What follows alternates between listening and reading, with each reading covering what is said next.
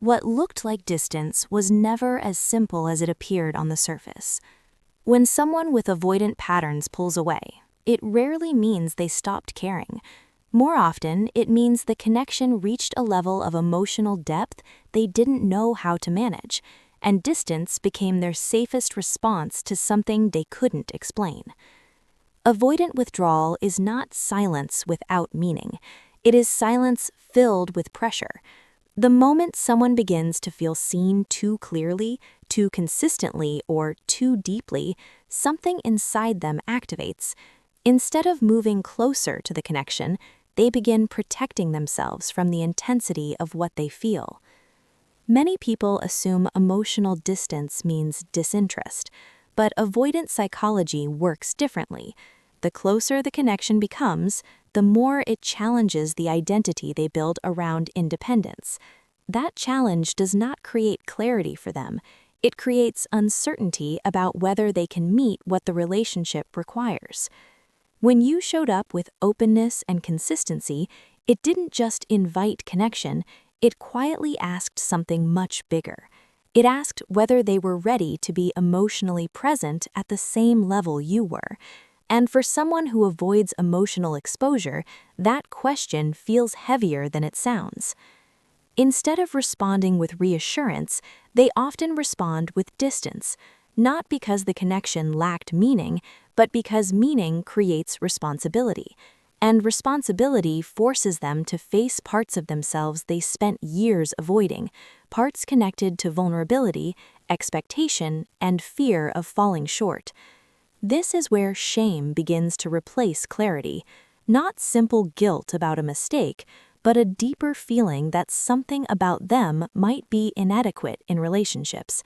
And when someone begins to believe that, they don't move closer to repair what happened, they step back to protect themselves from being exposed. So what you experienced as emotional withdrawal was not a reflection of your value, it was a reaction to the value of the connection itself. The more real the relationship became, the more it highlighted the difference between what you offered and what they felt capable of returning at that time. Instead of rising to meet that difference, they created space from it. Distance allowed them to avoid confronting expectations they believed they couldn't fulfill. And because that retreat happens internally before it becomes visible externally, it often feels sudden and confusing from the outside. This confusion leads many people to misinterpret silence as replacement or indifference. But avoidants rarely process emotions in real time. They delay them, they compartmentalize them. What looks like emotional absence is often a pause, not an ending, a way of postponing something they don't yet know how to face. Inside that pause, something important is happening. They are not resolving what they feel, they are managing it, because resolving would require acknowledgement. It would require admitting the connection mattered, and that they didn't respond to it with the clarity or presence they wish they had shown. Acknowledgement is difficult for someone who avoids emotional exposure because it requires admitting they were present in something meaningful and still stepped back from it. That realization creates pressure, not pressure from you, but pressure from their own awareness of how they responded when the connection asked more from them. This kind of awareness is not comfortable. It forces them to question how they show up in relationships and whether they protect themselves at the cost of hurting someone else. Instead of moving toward that realization directly, many avoidants create distance so they don't have to face what that answer might reveal. From the outside, their behavior can look inconsistent. One moment there is closeness and emotional presence. The next moment there is silence and withdrawal. But what you are seeing is not confusion without reason. It is someone moving between connection and self-protection at the same time. Those moments of closeness were not accidental. They were real glimpses of what they felt but didn't know how to maintain. When the connection became steady instead of temporary, it stopped feeling safe. Stability requires presence, and presence requires emotional exposure they were not prepared to sustain. So instead of explaining what was happening internally, they relied on the strategy they trusted most. They created distance.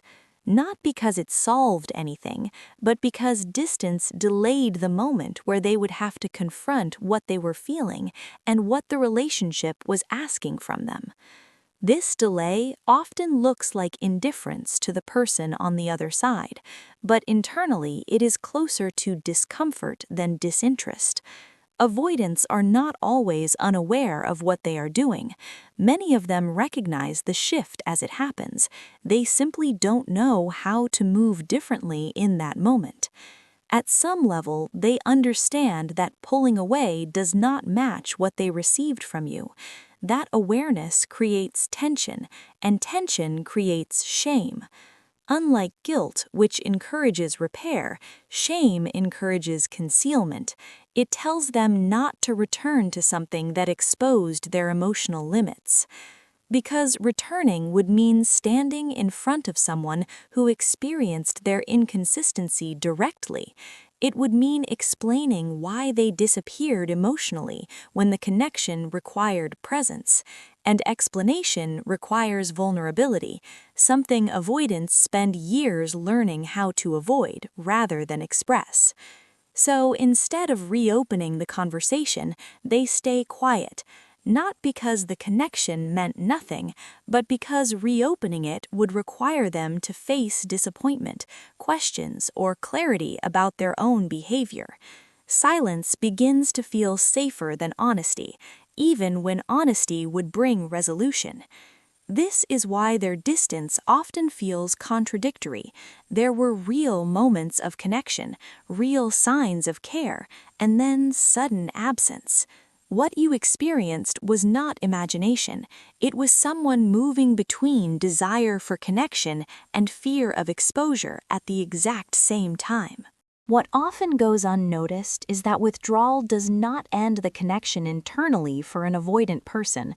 In many cases, that is where the processing actually begins. While the distance becomes visible to you immediately, their understanding of what happened begins much later, when the pressure of the relationship is no longer present. Avoidants are often more reflective in solitude than they are during connection. Without the intensity of interaction, their mind begins revisiting moments they avoided addressing before, not in dramatic ways, but quietly, through small memories that return without invitation and stay longer than expected. These memories rarely appear all at once. Instead, they arrive in fragments: a conversation they avoided finishing, a message they did not answer honestly, a moment when you reached toward them emotionally and they stepped back instead. Over time, those fragments begin forming a pattern they cannot ignore. As that pattern becomes clearer, something shifts internally. They stop seeing isolated moments and begin recognizing a sequence of decisions where they chose distance instead of presence. That realization is subtle at first, but it slowly changes how they understand what the connection actually meant. This stage is psychologically important because it introduces contrast. They begin noticing the difference between what happened and what could have happened. That contrast creates discomfort, not because the past can be changed, but because the possibilities they avoided start becoming visible to them. And unlike during the relationship itself, there is no one to negotiate with in this stage, no distraction strong enough to replace reflection completely. Without the immediate pressure of connection, they are left alone with their choices and the quiet awareness of what those choices created. This awareness does not always lead to action. Many people assume that reflection naturally produces accountability, but for someone operating from avoidance patterns, awareness often stays internal. They may recognize what happened without feeling capable of returning to face it directly. Reaching out would require translating recognition into responsibility. It would mean saying that they understood the connection mattered and that their distance affected you. For someone who avoids emotional exposure, that step feels much larger than it appears from the outside. Instead of acting on that awareness, they often remain inside it. They replay conversations mentally. They imagine what they might say if they returned. They even consider writing a message. But when the moment comes close, the same defense pattern activates again, and they step back from it. This creates a psychological tension that does not resolve easily. On one side, there is growing understanding of their impact. On the other side, there is a long-standing habit of emotional retreat. Caught between those two forces, they remain still, thinking about the connection without moving toward it. This is where an important psychological difference begins to matter. Awareness alone does not always lead to accountability. For someone with avoidant patterns, awareness can actually increase discomfort instead of creating clarity. And when discomfort increases, their instinct is not to repair the connection, but to protect themselves from exposure.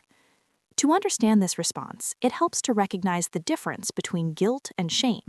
Guilt focuses on behavior. It allows someone to admit they made a mistake and move toward repair. But shame feels different.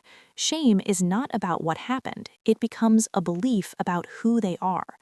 When shame becomes part of the experience, returning to the connection no longer feels simple. Instead of thinking they handled something poorly, they begin feeling like they are the problem inside relationships.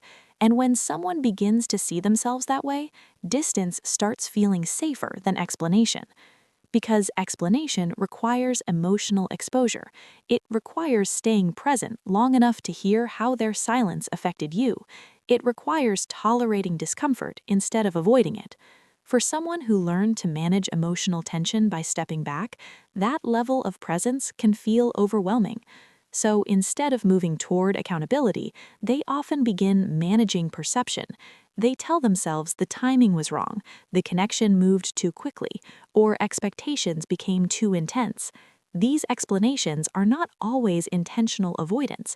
Sometimes they are attempts to protect themselves from deeper discomfort.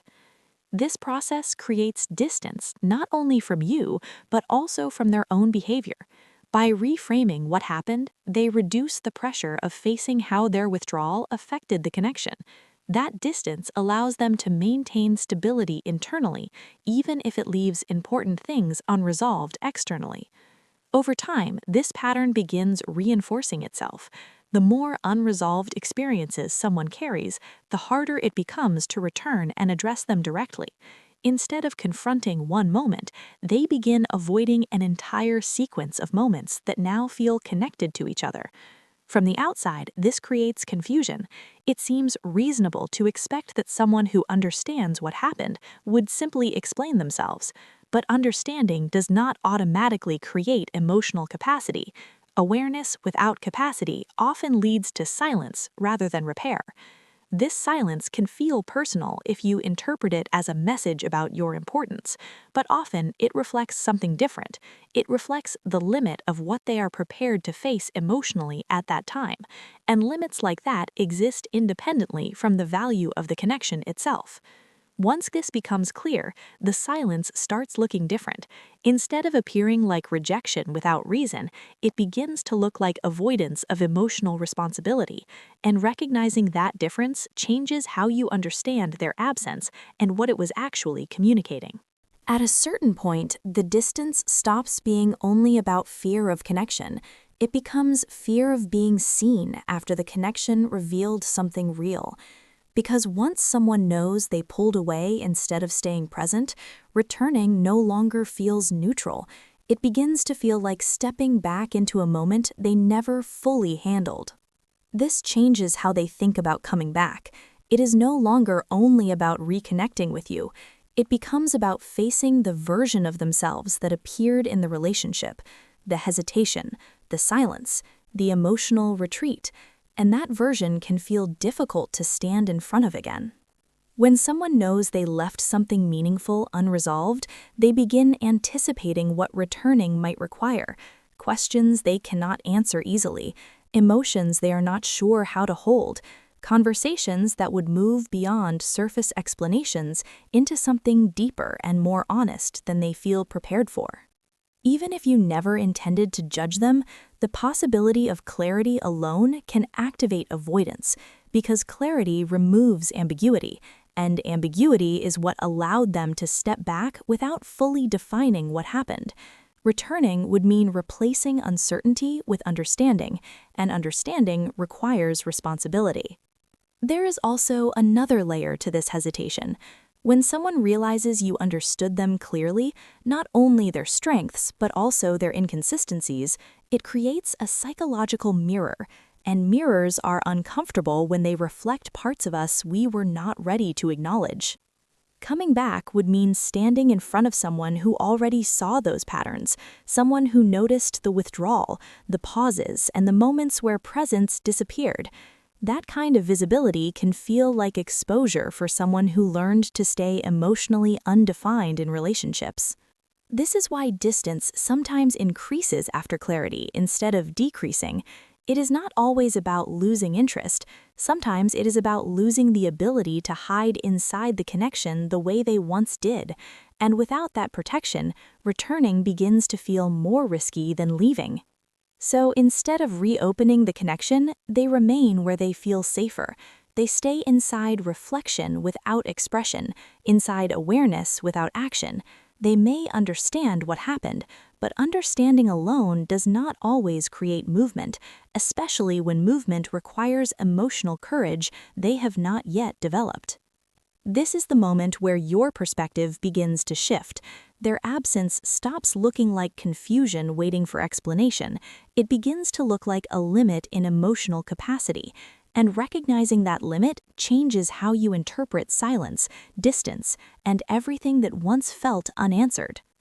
Because in the end, the reason they did not return was not that the connection lacked meaning, it was that returning would require facing themselves through your awareness. And sometimes the person who stays away is not the one who felt nothing, but the one who felt something they were not ready to face.